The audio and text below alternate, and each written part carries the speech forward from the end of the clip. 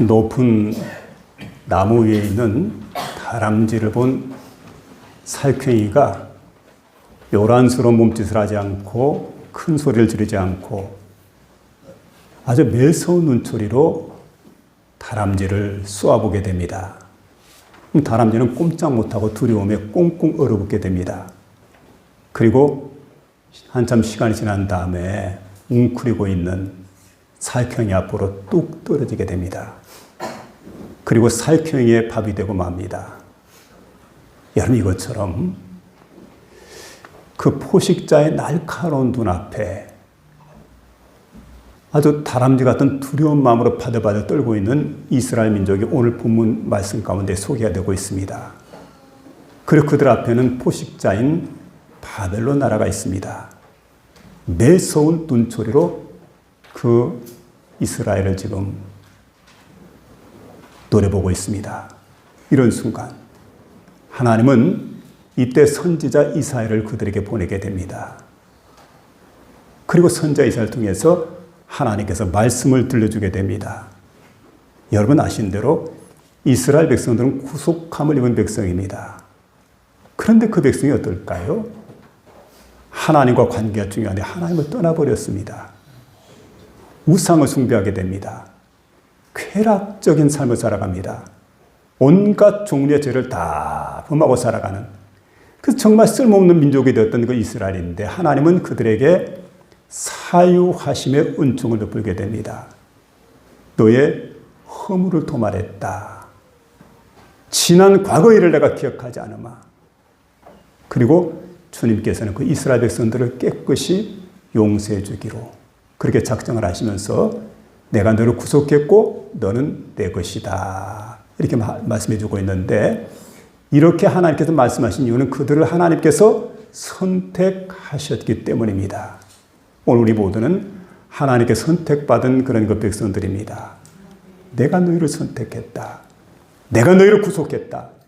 오늘 시간 이 계시의 말씀을 듣는 가운데 저와 여러분의 마음속에 크신 은혜가 충만할 수 있기를 주의 이름으로 부탁을 드립니다. 오늘 설교 제목은 지명하여 불렀나니, 그리고 첫 번째 대지를 보니까 하나님은 너는 내 것이라 이렇게 말씀해 주고 있습니다. 그러면 우리가 어떻게 하나님의 것이 되었습니까? 1절에 보니까 야곱아 너를 창조하신 여호와께서 지금 말씀하시니라. 이스라엘아 너를 지으신 이가 말씀하시니라. 너는 두려워 말라. 내가 너를 구속하였고 너를 지명하여 불렀나니 너는 내 것이니라. 하나님 그렇게 말씀해 주고 있습니다. 이게 중요한 단어가 두 가지가 나옵니다. 하나는 창조입니다. 또 하나는 구속입니다. 우리는 우연한 존재가 아닙니다. 우연히 만들어진 그런 존재가 아니고 하나님이 지으신 그런 존재다. 창조주 하나님 나를 지으셨다. 이걸 우리가 깨닫는 거죠. 그 다음 두 번째 이게 보니까 구속이라고 하는 말씀이 나오게 되는데, 구속으로 하나님의 것이 되었다. 이런 말씀입니다. 영국 어떤 마을에 한 목사님이 새로 부임을 했답니다. 이제 처음 부임 설교입니다. 설교를 하실 때 설교를 거의 마쳐가는 순간 이런 예화를 들게 됩니다. 어떤 바닷가 마을인데 한 소년이 있었는데 소년의 어머니가 일찍이 세상을 떠나서 등대지기였던 아버지와 소년만 남게 됩니다. 근데 등대지기 아버지는 소년을 자신의 생명처럼 아주 귀하게 사랑하고 아주 소중히 여겼던 그런 아들이었는데, 어느 날 소년이 친구하고 함께 배를 타고 먼 곳으로 갑니다. 뱃놀이를 한 거죠, 둘이서. 근데 바다라고 하는 게 참 이상하거든요. 늘 한결같지가 않습니다. 갑작스럽게 돌풍이 불게 됩니다. 근데 그 순간 배를 타고 나간 아들의 소식을 듣고 부랴부랴 아버지가 포구에 도착해가지고 조그마한 요즘 말하면 우리 같으면 뗏마 같은 배지요. 노를 저어가지고 물놀이하고 있는 아들 곁으로 다가갑니다. 근데 거센 풍랑으로 인해서 배가 뒤집혀 버렸습니다. 아이가 타고 있는 배가 뒤집혔는데 물에 빠져가지고 두 소년이 허우적거리고 있습니다. 아버지는 사력을 다해서 노를 저어서 가까이 다가갑니다. 근데 아버지가 타고 있는 배는 워낙 작은 배이기 때문에 한 아이밖에 구할 수가 없었던 겁니다. 그때 여러분 아버지니까 당연히 자기 아들 곁으로 다가가지요. 손을 내밀었습니다. 아이가 손을 잡으려고 하는 순간 갑작스럽게 손을 거두게 됩니다. 그러니까 아이가 놀라게 됩니다. 놀라서 아버지 얼굴을 쳐다보고 있는데 아버지가 미안하다 하더라. 내 생각해 보니까 넌 예수를 믿잖아. 예수를 믿잖아. 예수를 믿으면 믿음으로 구원을 받게 되고 믿음으로 구원받으면 지금 세상 떠나도 하나님 나라 갈 수 있단다. 그런데 너의 친구는 내가 보니까 예수를 믿지 않는 것 같구나. 그러니 어떡하겠느냐. 그의 눈에서는 막 눈물이 쏟아지게 됩니다. 그러면서 자기 아들을 포기를 해요. 그리고 옆에 있는 다른 소년, 아이의 친구를 갖다가 건져가지고 돌을 저어서 육지로 올라오게 됩니다. 세월이 흐르게 된 거지요. 자, 그러고 이제 이 아이는 은혜 가운데 자라게 됩니다. 여러분, 이 설교를 다 마치고 나면서 마지막 순간 이제 독생자 예수 그리스도 속량에 관한 그런 그 말씀을 들려주게 되었는데 설교를 마치고 그날 부임했던 담임 목사 얼굴에는 그 눈에는 눈시울이 붉게 적셔져 있습니다. 눈물이 가득히 고여 있습니다. 그 광경을 지켜보고 있던 뒤에 있던 교인들이 말합니다. 수근거리는 소리가 들려오게 되는데 에이, 세상에 그런 일이 어디에 있어. 꾸며낸 이야기일 거라고. 그런데 그 뒤에 앉아 계시던 백발의 성성한 할아버지 한 분이 이렇게 말합니다. 지금 목사님이 설교한 설교는 거짓이 아니라 실화라고. 그리고 그 아이의 아버지. 그리고 등대직이었던 그 할아버지가 바로 나 자신이라고. 그 아이의 친구가 성장을 해서 오늘 앞에서 설교하신 담임 목사. 여러분의 담임 목사라고. 그럴 때 온 장내가 숙연해지게 되죠.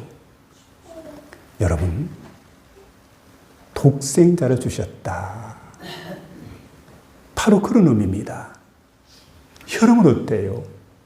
그 아이가 내 아이라고 한다면, 그 자식이 내 자식이라고 한다면 아마 여러분 생각이 달라질 거요. 그리고 만약에 선택을 해야 될 그런 길에 놓인다고 한다면 내가 누구를 선택하겠는가? 혹시 여러분 자식을 포기할 수 있겠습니까? 내 자식을. 하나님은 선택의 기로에 서가지고 하나님의 아들을 포기합니다. 그리고 우리의 손을 잡아주었습니다. 우리를 살려주었습니다. 우리를 구원해 주었습니다. 이게 바로 복음이에요. 이게 바로 기독교라는 얘기입니다. 여러분, 이 복음을 주님께서 우리에게 허락해 주시는 겁니다. 예수께서 십자가상에서 나를 대속하기 위해서 대신해서 십자가에 못 박혀 돌아가셨습니다. 내 대신. 내가 죽어 마땅하지요. 본질상 진노의 자녀였으니까 죄의 삭은 사망이고 죄값은 달게 치러야 되기 때문에 그 죄값 때문에 나는 죽어 마땅한데 그런 나를 위해서 주님께서 십자가상에 못 박혀 돌아가셨다. 바로 그와 같은 말씀입니다. 여러분, 우리는 대신하여 죽으신 그리스도 예수 까닭에 하나님의 자녀가 되었습니다. 그리고 구원이 내게 임하게 되었습니다. 영생 복락이 내게 주어졌다는 그런 말씀입니다. 3절에 보니까 대저 나는 여호와 내 하나님이요 이스라엘의 구속자요 내 구원자임이라 이러면서 내가 애굽을 너의 속량물로 구스와 스바를 너를 대신하여 주었노라 이렇게 말씀해 주고 있는데 여기 보니까 세 나라가 나옵니다. 애굽, 구스, 스바. 애굽이라고 한 나라는 이집트를 말합니다. 구스라고 한 나라는 이디오피아. 그리고 스바라고 하는 지역, 아마 수단 쪽일까요? 남쪽이니까. 자, 이런 지역들입니다. 자, 그런데 이들이 바로의 군대에 속해가지고 애굽에서 이제 이스라엘을 추격하게 되었던, 그러니까 영적으로 악한 세력들입니다. 이스라엘의 대적자들입니다. 그들의 힘이 강합니다. 능력이 있습니다. 그리고 싸움에 능한 자들입니다. 얼마든 따라잡아서 이스라엘 백성을 멸망시킬 수 있는 자들입니다. 그런데 그 이스라엘 백성들을 도로 잡아가지고 포로로 끌어가기 위해서 홍해수까지 오게 되었는데, 여러분, 하나님이 어떤 분입니까? 하나님은 이스라엘의 구원자이십니다. 하나님은 그들의 보호자이십니다. 그들과 함께 하십니다. 그래서 여러분, 그 막다른 골목에 이르게 될 때 하나님이 홍해를 열었습니다. 얼마나 놀라운 일입니까? 그리고 그 백성이 이스라엘을 구원해냈던 구원자 하나님으로 성경은 우리에게 소개하고 있습니다. 그런데 여러분, 여기 보니까 구스와 스바, 그리고 애굽을 속량물로 주었다. 널 대신해서 그들을 시행시켰다. 무슨 얘기입니까? 이들은 다 따라가다가 홍해가 열리니까 육지처럼 함께 따라가다가 그만 홍해 바다가 딱 물이 합쳐지는 바람에 거기에서 다 그대로 물속에 수장이 되어버렸습니다. 병거 바퀴가 꼼짝을 못하게 되고, 그리고 거기에 있던 모든 군인들이 그대로 수장이 되어버렸던 그 끔찍한 사건이죠. 그런데 여러분, 그 가운데 이렇게 보니까 내가 너를 속량물로 삼았다. 저들을 대속물로 주고 너를 속량해 주었다. 바로 그와 같은 복된 말씀을 우리에게 들려주고 있습니다. 마치 여러분, 독생자 예수 그리스도를 십자가상 희생시키시고 구원해낸 우리처럼 그렇게 이스라엘 백성들을 건져주셨다는 그런 말씀입니다. 그래서 여러분, 오늘 여기 보면 대신 죽으셨다고 하는 것 참 얼마나 귀한 점이죠. 그래서 내가 어떤 존재가, 나는 존귀한 자가 되었다. 나는 보배로운 자가 되었다. 나는 귀한 자가 되었다. 나는 가치 있는 자가 되었다. 주님께서 말씀하시죠. 온 천하를 주고도 너희 한 생명 바꿀 수가 없다고. 그런 존귀한 저와 여러분 되었다는 거지요. 오직 너희는 택하신 족속이요 왕 같은 제사장들의 거룩한 나라요 그의 소유된 백성이 되었으니 이는 너희를 어두운 데서 불러내어 그의 귀한 빛에 들어가게 하시니 아름다운 덕을 선포하게 하려 하심이라. 여러분, 이와 같은 복된 존재가 되었으면 생각하고 이 일로 인해서 하나님께 영광 돌리는 저와 여러분 모두가 될 수 있기를 주의 이름으로 축원합니다. 두 번째는 하나님의 것이 된 특권을 말씀해 주고 있는데, 기독교가 핍박을 받던 시절에 헤리크스라고 하는 유대인이 있었습니다. 이 사람이 예수를 잘 믿던 기독교인이었는데 핍박을 피해가지고 산속으로 숨어들었습니다. 한참 도망치다 보니까 동굴이 하나 보입니다. 동굴 속으로 얼른 들어가서 몸을 숨겼습니다. 뒤를 쫓아오던 군인들이 이곳저곳 다 뒤져봐도 보이지 않으니까 마지막으로 이렇게 쭉 내려오다가 동굴 하나 딱 발견하고 틀림없이 이곳에 들어갔을 거라고. 그래서 동굴 속으로 들어가다가 떡 쳐다보니까 한 군사가 그렇게 얘기를 합니다. 들어가지 말라고. 왜 그러느냐. 들어가봤자 허사라고. 지금 앞에 있는 거미줄 한번 보라고. 거미줄이 한 겹도 아니고 두 겹, 세 겹, 네 겹. 이렇게 겹겹이 거미줄이 쳐 있는 걸 볼 때에 이런 거미줄 치려면 시간이 많이 걸릴 터인데 이 속에 사람이 많이 들어갔다고 한다면 이쪽에 들어간 사람 같은 모르겠지만 우리가 추격하고 있는 사람 이곳에 들어가지 않았다고. 더 이상 시간 지체하지 말고 얼른 데려가자고. 그리고 병사들의 소리가 잦아들게 될 때 그때 그 안에 있던 헤리크스가 생각하는 참 신기한 일이다. 내가 이 동굴 속에 숨어든 시간이 얼마 안 되는데 어떻게 그 사이에 거미가 줄을 쳤을까? 아니, 줄을 쳐도 한 겹 줄이야 이해가 되지만 어떻게 두 겹, 세 겹, 네 겹을 쳤을까? 그리고 밖에 나가 살펴보니까 정말로 거미가 줄을 친 겁니다. 여러 겹겹이 줄을 쳤어요. 깜짝 놀라서 그 앞에 그는 꿇어뜨리게 됩니다. 오 하나님, 감사합니다. 하나님이 함께 해주심을, 하나님이 도와주셨음을 저는 느낍니다. 그리고 훗날 친구에게 이렇게 간증을 하게 됩니다. 하나님이 함께 하지 아니하시면 아무리 거대한 성벽이라도 거미줄 같게 되지만 하나님이 함께 하시게 되면은 거미줄도 초롱 성벽이 된다고. 엄청난 경험을 했거든요. 하나님 함께 해주시는. 그래서 정말 우리에게 필요한 게 바로 이런 겁니다. 여러분, 우리는 하나님의 소유입니다. 하나님이 함께 해줍니다. 하나님이 지켜줍니다. 그런 거로 그 누구라도 우리의 생명을 해할 수가 없다는 거죠. 오늘 본문의 이스라엘 백성들은 나라가 망하는 시련을 겪게 됩니다. 그러니까 수많은 역경과 수많은 시련을 그들이 겪게 되는데, 근데 문제는 뭐냐면 영원히 멸망하지 않았다는 사실입니다. 그 어떤 역경과 시련 속에서도 하나님 함께 주셔서 또 지켜주시기 때문에 영원히 멸망하지 않을 거다. 오늘 본문은 그렇게 말합니다. 자, 내가 강을 건널 때 물이 너를 침몰치 못할 것이다. 내가 불 가운데 지날 때 불꽃이 너를 사르지 못할 것이다.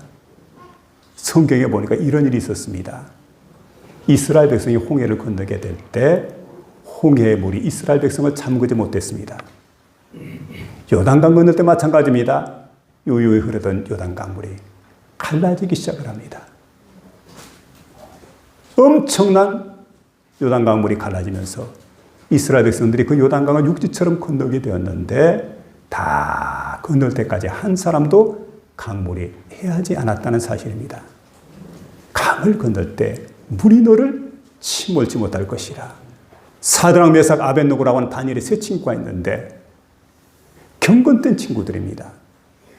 하나님 있는 여호와의 신앙으로 충만했던 청년들입니다.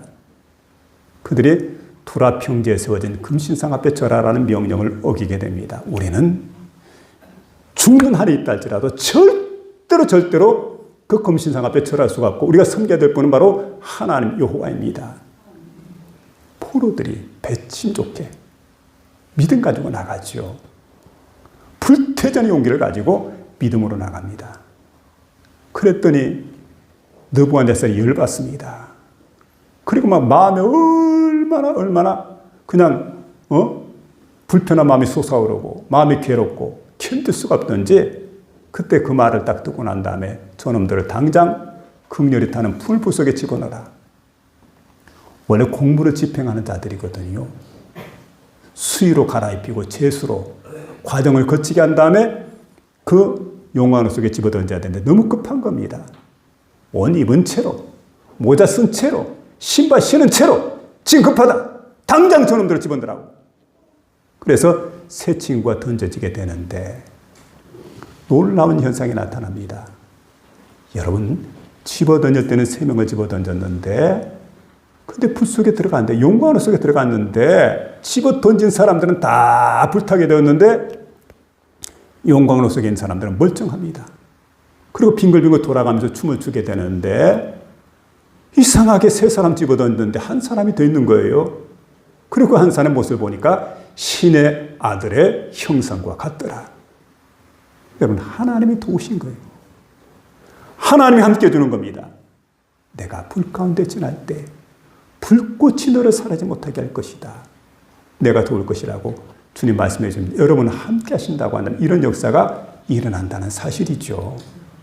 하나님은 전능하신 분입니다. 하나님은 우리와 함께 하시는 분입니다. 하나님은 우리를 지켜주시는 그런 하나님이신 줄로 여러분 믿으며 살아가시길 바랍니다. 우리가 이스라엘이 멸망을 당하는 어려움과 그 역경 가운데서 하나님은 저들의 방패가 되시고 저들의 산성이 되었음을 우리에게 증명해 주고 있습니다. 하나님은 자기 백성들의 머리털 하나 상하지 않도록 다 보호해 주신 그런 하나님이셨습니다. 어린아이가 엄마 곁에 잠들었습니다. 저도 어릴 때 생각하면 참 그럴 때가 많아요. 근데 눈을 뜨고 보니까 깜깜합니다. 아무것도 보이지 않습니다. 칠흑같이 어둡습니다. 무서운 마음이 생깁니다. 그러니까 울음을 터뜨려요. 그랬더니 옆에 있던 엄마가 아이에게 이렇게 말합니다.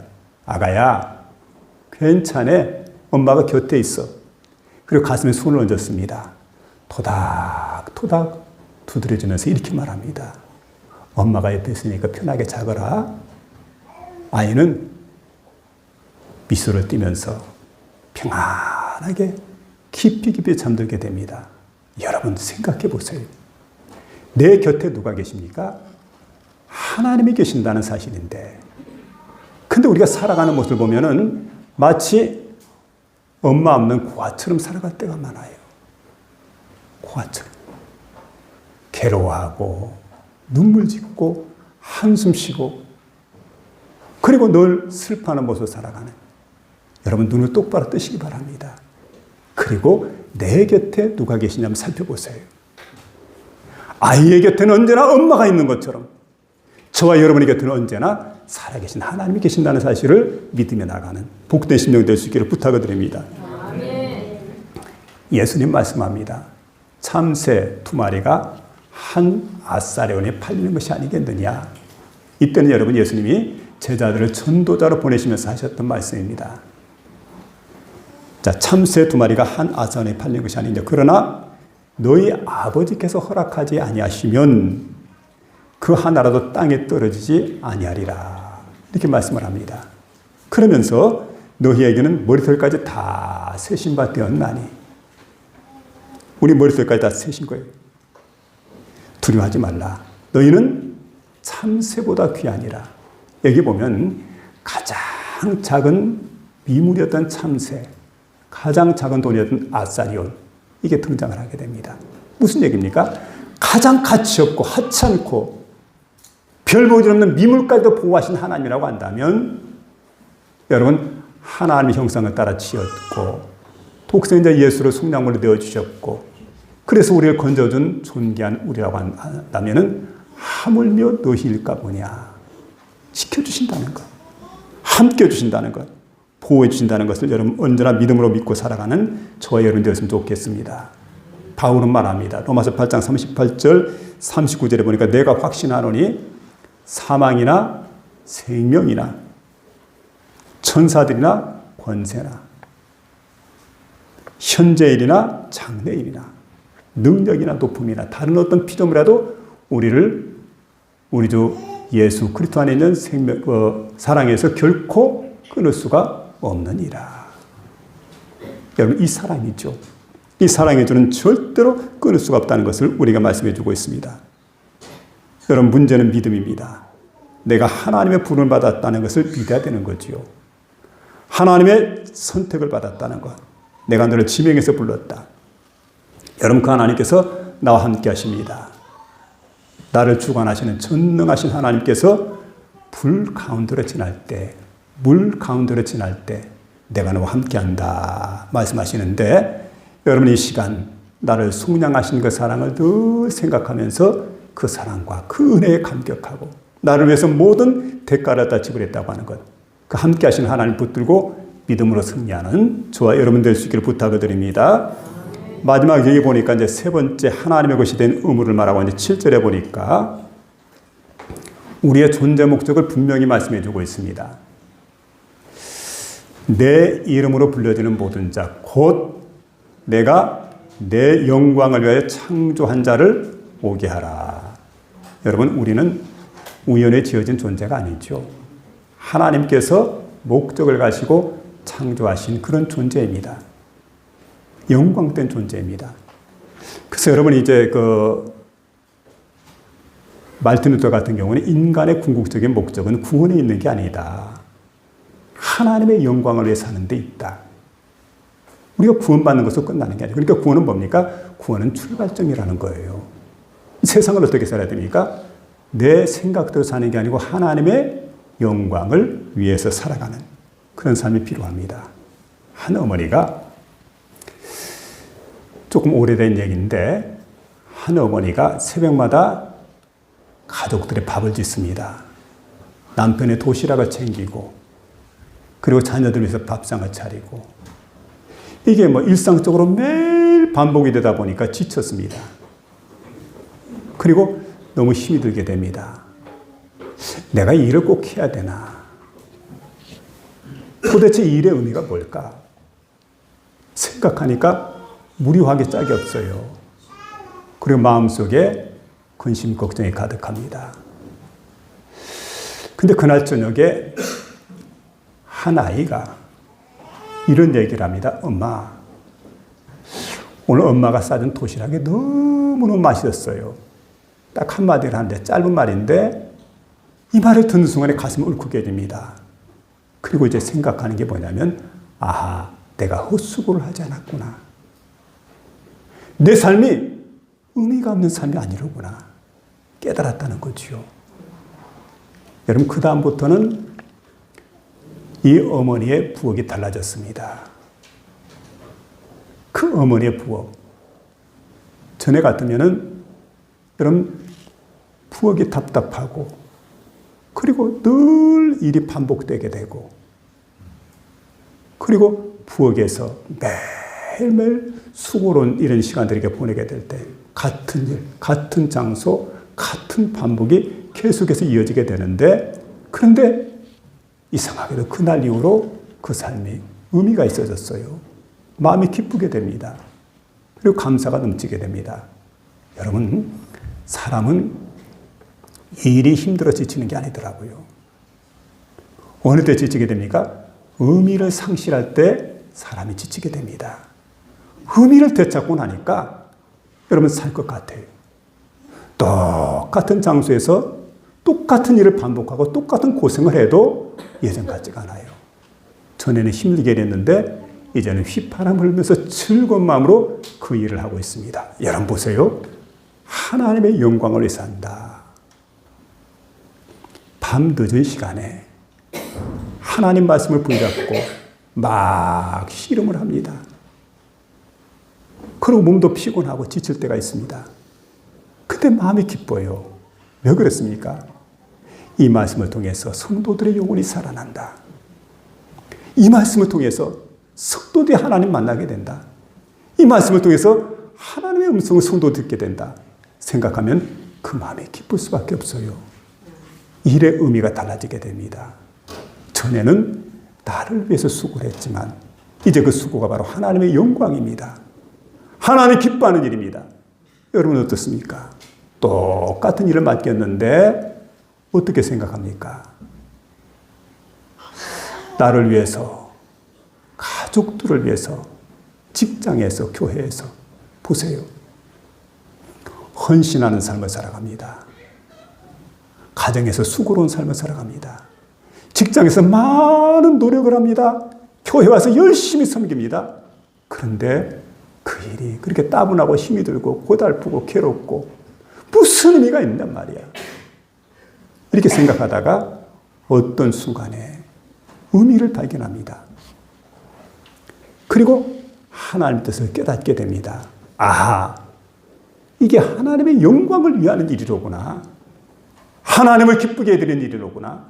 생명을 살리고 생명을 세우고 생명을 섬기는 일이로구나. 딱 깨닫게 돼요. 그리고 그 순간부터 어떻습니까? 그 일이 기쁨의 일이 됩니다. 그 일이 가벼워집니다.